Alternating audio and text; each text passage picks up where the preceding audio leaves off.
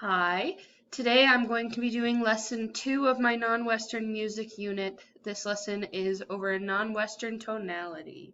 The essential questions that I have for my unit are 1. What are some differences between Western and non-Western tonality?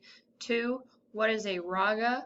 And 3. Are swaras the same as Western solfege? And hopefully my students will be able to answer those questions after going through this lesson. Hey guys, it's the beginning of class, so the first thing that we do at the beginning of every class is our musical fact of the day. Our musical fact of the day is about the oldest written composition. So the oldest written composition, the Sikolos Epitaph, dates back to the year 1 AD. It was written on a gravestone, and it even had a short set of lyrics that read, "While you live, shine, have no grief at all. Life exists for only a short while, and time demands his due." So the oldest written composition is 2,000 years old. Alrighty, y'all. So we remember what we talked about last week. We talked about our non-Western instruments, like the sitar, like the afaxe, even like the maracas. Those instruments, while they do have some similar sounding qualities, are different from our Western instruments, and playing those instruments will make a little bit more sense after this lesson today. This lesson is going to be over non-Western tonality. Alright, so we know in our Western culture that we have many different types of scales. Our most common ones being our major scale, our natural minor scale, our harmonic minor scale, our melodic minor scale, and our pentatonic scale.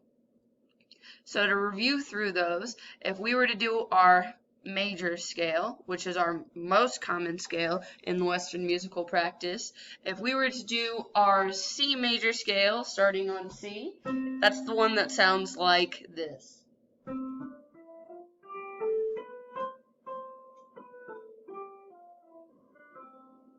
And the arpeggiation of it would be. We already know that. That's the first scales that you guys learned from me. So if we go deeper, we know our major scale. So our most common minor scale is our natural minor scale. As we know, in our natural minor scale, the difference between that and the major scale is that it has the third flattened, so it's a lower pitch by a half step, and the sixth and the seventh are flattened also by a half step. So instead of sounding like our natural minor scale sounds like this.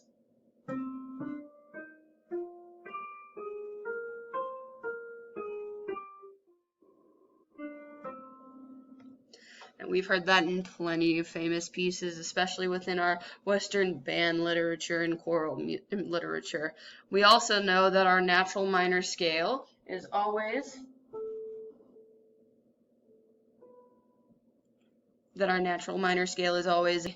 a minor third up the scale. So our C major scale, the equivalent natural minor to it would be the key of E flat, or it's also in the other direction, a major sixth below our major, which would also be an E flat, and it would be in the key of E flat, so it would have 3 flats for the flat of that C major.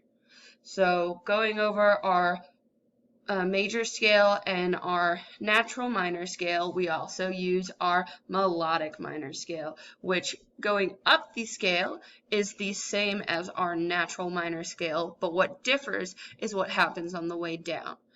On the way up, we flat that 3 by a half pitch, and we flatten that 6th and 7th by the half pitch, like in our natural minor scale.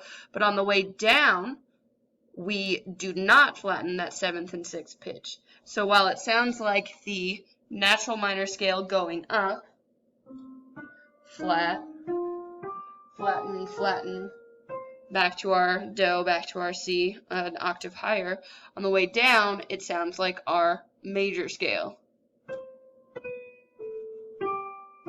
Except for you still flatten the 3.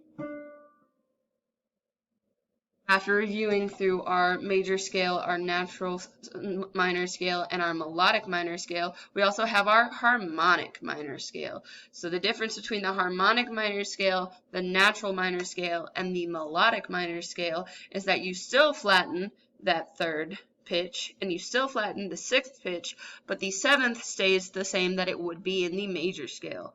The reason for this being, and the reason that this is used this way in compositions, is because the seventh tone in Western music practice in major scales is meant to draw our ear back to that first pitch, and in this case, our C.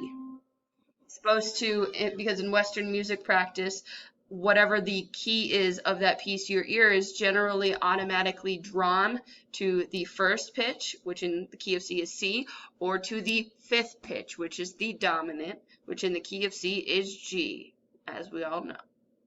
Alrighty, so talking back to our harmonic minor though, it keeps that seventh pitch unflattened because our ear automatically wants to be drawn to that eighth note, to our tonic again. So that one sounds like this.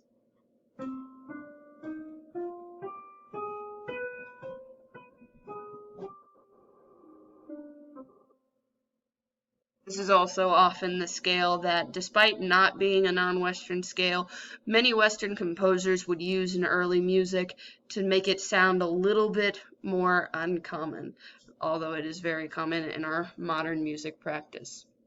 So covering over our major scale, our natural minor scale, our melodic minor scale, and our harmonic scale, the last scale that we're reviewing today is our pentatonic scale.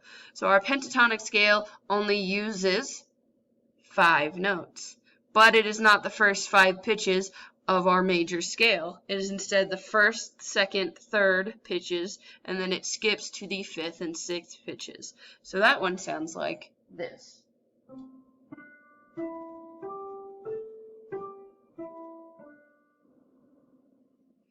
This is a scale, although considered Western, is often used in a lot of Asian music. Fun fact, a lot of the Mulan, the Disney Mulan movie soundtrack is actually written on the pentatonic scale because it gives a very stereotypical non-Western sound, despite being an actually Western found practice scale. Alrighty, reviewing those, we're going to step into what we're learning new today, and that we are focusing specifically on Indian music. So in Indian music, we have, instead of our scales, we have our ragas, R-A-G-A-S. A raga is just an Indian scale. It's made up of similar pitches to ours. The difference being that in the raga, they use different solfege. So solfege, as we've reviewed in the past, is those words that are associated with pitches within the scale. That tonic, for example, if we're on in that C major scale, that first note is our tonic, would be our C. Our C then would be our do. Do goes on note 1 of the scale, pitch 1 of the scale. Our do, re, mi, fa, sol, la, ti, do, our solfege. So solfege in Indian music is called the whole idea of solfege in Indian music. It's called the sargam. The sargam make up the raga, the scales. But the individual word for the individual, what we call solfege in Western music, the individual pitches that they use in scales within the raga are called the shwara. So the first shwara, being the shaja, would be the equivalent to our do. So the raga shwara are shaja or sa, rishaba or ri, gandhara or ga, madhyama or ma, panchama or pa, daivata or da, and nishada or ni. Just like in our Western practices, the solfege is movable. So it doesn't matter what note we're starting on. If we're putting it to a specific key, my solfege in Western music does not have to start on a C major. I could start on a B flat instead, and it would still be do, re, mi, fa, sol, la, ti, do. Even though it's on technically different pitches, It still has the same association within the scale. The difference between pitches is the same. This is also a common practice in raga, within our ragas. So now we're going to watch a short video explaining more about ragas. Okay, y'all, so after watching that video, I'm handing out this worksheet to you guys, and it has some questions on it asking, like, what's the equivalent of our Western do to which solfege, as it was covered in the video and as I talked about, and it also talks about what's similar, which word refers to our solfege. But also, what was not super covered in the video is the concept of microtones. And this is a difference instead of a similarity between Western and non-Western music.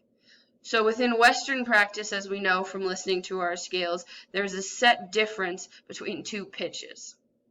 These are by half or whole steps. A half step being compared to a whole step, which has more room between it.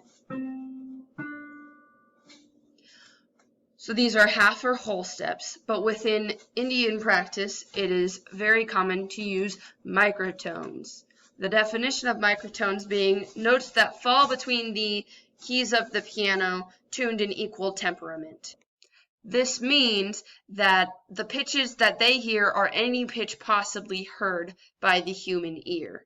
Their pitches are much closer together, so it could be more like sliding. They more often flip their notes. So like I would sing a Western scale as do, re, mi, and you could hear the difference between pitches. Within a raga or an Indian scale, with the Indian solfege, it would be like sa, re, ga, ma, even closer together. Even then, I'm not doing the best example of it. It is a very hard thing to do. They often do not sing in ragas, but will more often play instruments in them. It is a much harder practice to sing on microtones than it is to play on them. Which is also why we covered non-Western instruments. Our Western instruments are not set to play microtones.